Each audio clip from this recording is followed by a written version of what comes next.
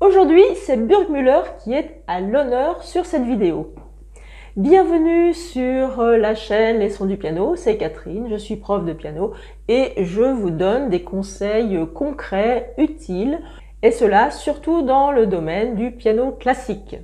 Quelle est l'étude que je vais vous proposer? C'est celle qui porte le titre « Harmonie des anges ». Je vois que Burgmüller est finalement assez peu joué en France, assez peu étudié. Moi, il me semble qu'on l'entend beaucoup plus aux États-Unis. Alors aujourd'hui, c'est depuis la Catalogne, il me semble, qu'on m'a demandé de donner un petit tuto sur cette étude, les harmonies des anges. Et pour cette vidéo, j'ai choisi de changer mon cadre, c'est-à-dire que j'ai simplement mis la caméra de l'autre côté du piano pour vous parler. Et ensuite, je mettrai la caméra du côté droit pour le tuto et vous donner quelques pistes de travail que m'inspire cette pièce. Et avant de regarder ce tuto, pensez au clap, c'est le commentaire, le like, l'abonnement et le partage. Si cette vidéo vous a plu, eh bien pensez à partager pour faire découvrir la chaîne. Si vous vous abonnez, pensez à actionner la petite cloche pour être vraiment notifié de la sortie d'une nouvelle vidéo. En général, c'est le vendredi matin.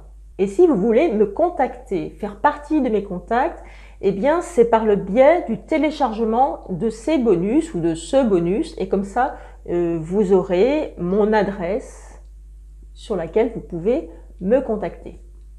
Voilà, c'est tout simple. Maintenant, direction le piano pour ce fameux tuto.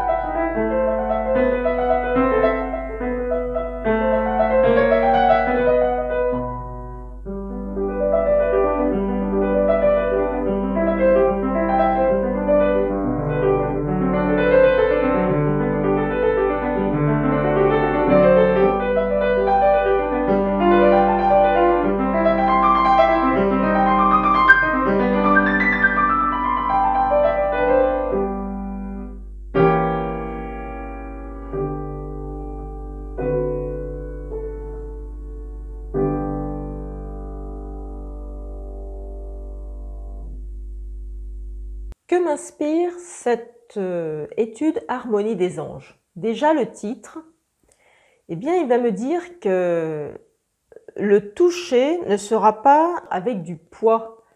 Il va falloir jouer léger sans vraiment mettre de poids dans les touches. Si par exemple je mettais du poids, ça ferait ça.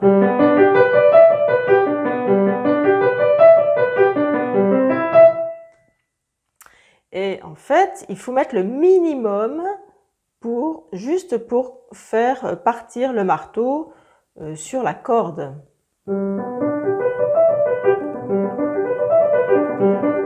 Donc sans poids. Vous entendez la différence? Et avec du poids. Puis là, je joue pas fort. Si je jouais fort, ça ferait ça. Donc, minimum de poids. Voilà, on est avec nos bras comme ça et on essaye d'articuler un tout petit peu. Alors, quand je dis articuler, en jouant cette pièce, je n'articule pas vraiment. Je vais plutôt compter sur mon poignet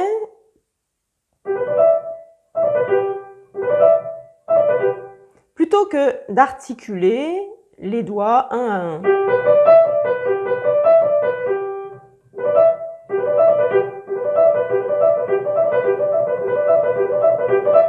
Première chose, un petit peu d'analyse. Cette pièce, elle est en forme ABA. Ça veut dire quoi? Ça veut dire que la première partie sera quasiment comme la troisième partie. On commence en sol majeur, un dièse à la clé, vraiment des accords arpégés de sol majeur. Et ensuite, à la mesure 9, nous avons une modulation à la relative mineure, qui est mi mineur. Revient la partie A à la mesure 17 et ensuite il y a une coda voilà, avec une partie plus lente à la fin.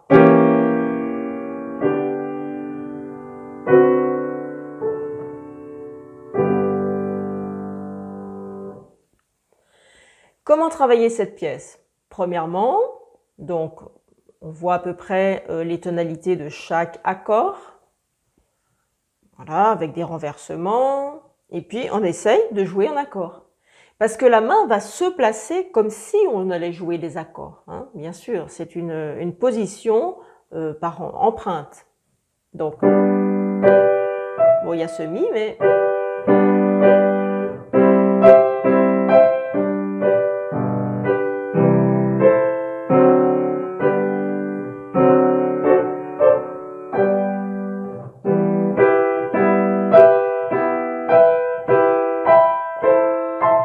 Voilà comment je travaillerai déjà. Ensuite, la difficulté de cette pièce, ça ressemble un petit peu à Solfeggietto hein, de Carl Philipp Emanuel Bach. C'est la régularité.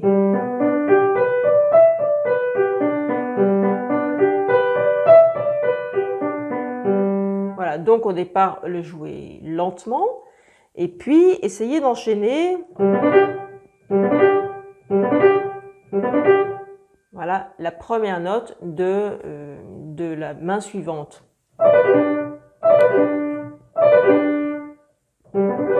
Voilà. On essaye de faire les nuances, voilà, même quand on joue lentement.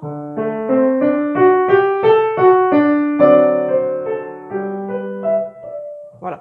On n'attend pas de savoir le morceau pour faire les nuances, parce que ce sont d'autres repères.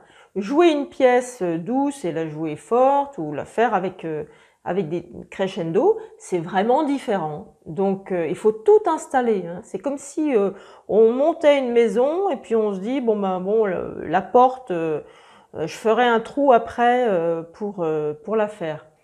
Mais non, on pense déjà à mettre les trous pour les portes, les fenêtres et on monte l'édifice comme ça. On fait sonner un petit peu cette main gauche qui va avoir les fondamentales.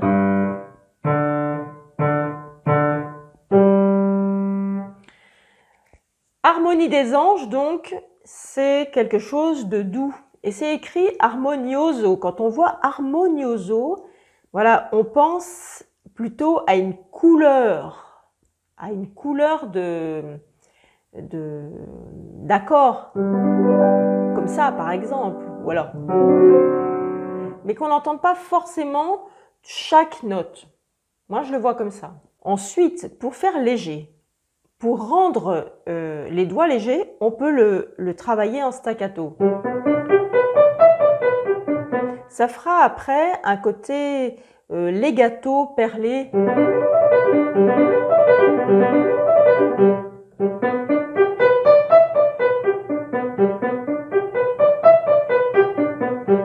Voilà, ça permet vraiment d'alléger.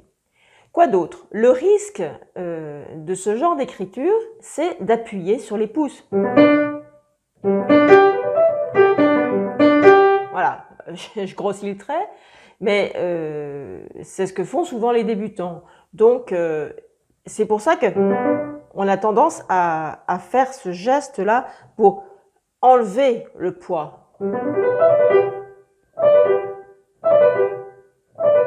Ça permet d'estomper vraiment le poids de ce pouce qui est un doigt, je le rappelle, très indépendant, très fort, absolument pas implanté de la même façon que les autres doigts. Ça permet de faire la pince. Voilà, il a tout pour être fort, et au piano, eh bien, c'est très utile de jouer avec les pouces, bien sûr. Mais le pouce est un allié quand même difficile à dompter. Ensuite, sur la mesure 13, eh bien, pensons à faire sonner cette main gauche. Hein.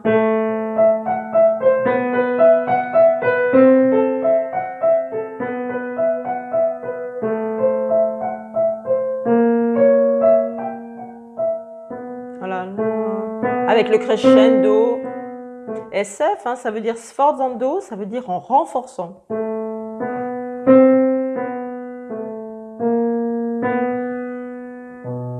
Voilà, ça fait un peu comme des vagues, le ressac de la mer. Ce sera très intéressant de le jouer lentement au départ, mais très régulier. Je vous en donne un petit bout, par exemple, on va commencer à la mesure 13, je ne vais pas toujours commencer au début.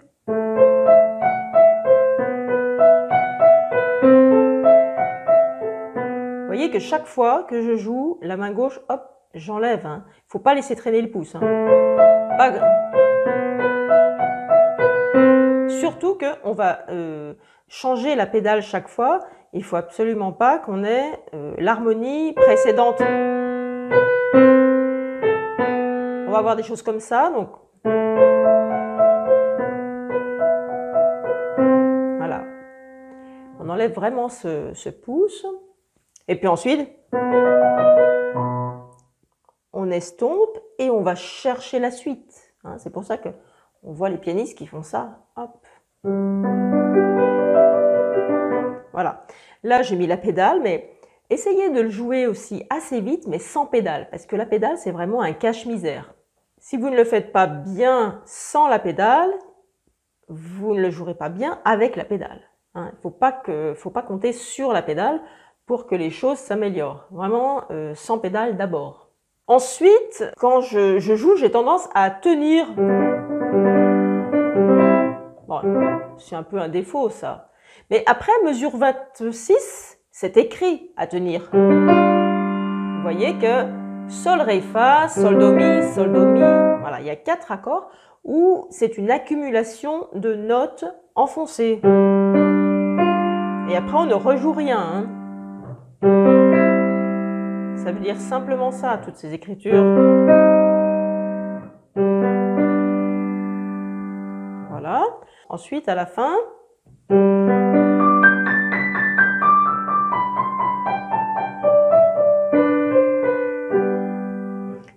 en renforçant, sforzando et ensuite piano.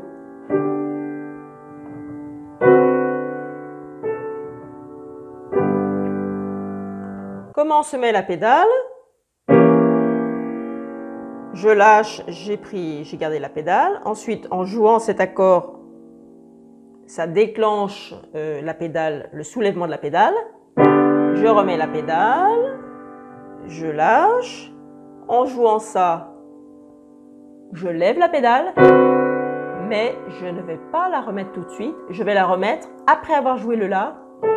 Je mets la pédale, j'appuie et ça va faire une pédale de liaison qui va permettre de ne pas faire de trou entre cette note et le dernier accord. Donc ça fait...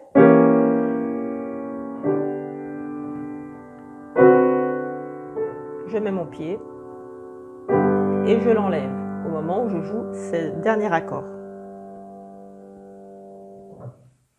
Vous pouvez aussi faire un rythme.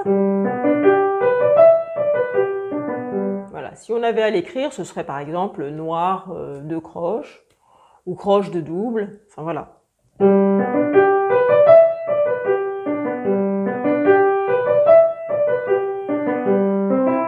Voilà, pour vous éviter de faire ça.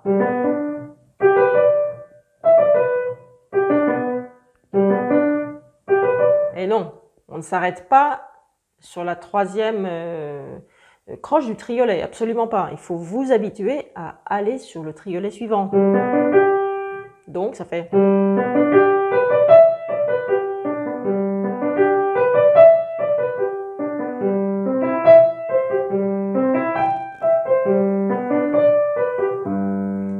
quand ça descend, là, c'est vraiment quelque chose à travailler.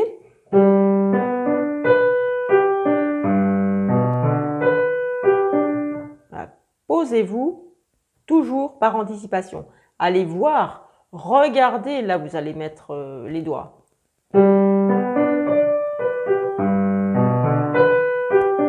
Voilà. Avant de jouer, une fois qu'on le sait très bien, on a déjà en tête la forme de notre main. Est-ce qu'on va faire un accord de sixte? Est-ce qu'on va faire un accord de sixte écarte? Est-ce qu'on va faire un accord parfait, donc état fondamental avec un 3, une accumulation de tierces? Voilà, la forme de la main, on doit savoir comment elle est. Voilà, ça c'est important.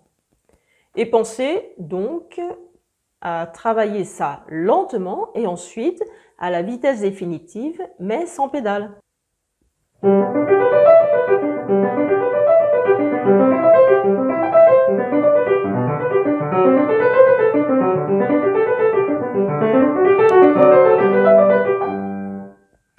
Et un dernier point pour la mesure 29-30. Voilà, c'est le trait de la fin.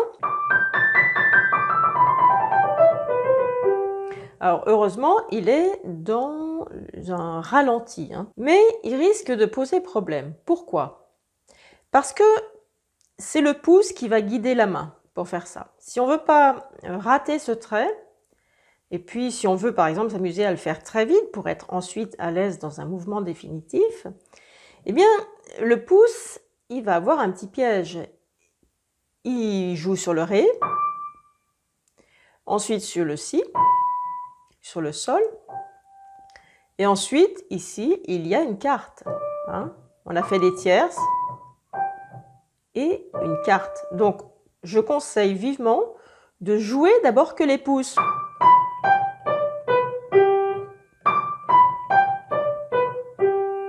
J'aurai l'occasion d'en reparler sur d'autres pièces. C'est quelque chose de très important de jouer les pouces seuls, surtout quand on a par exemple des octaves, des arpèges en octave. Bon, ça c'est une autre technique bien supérieure, mais on peut déjà s'en servir ici.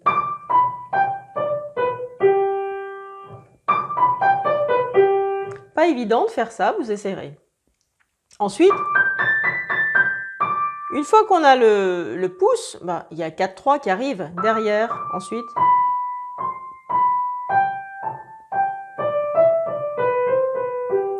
On peut faire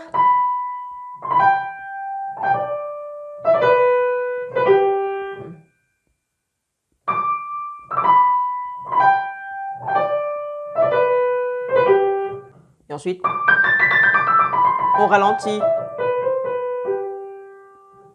J'espère que cette vidéo vous a plu, que mes pistes que j'ai voulu concrètes seront utiles pour aborder cette jolie pièce qui n'est pas facile, vous l'avez vu.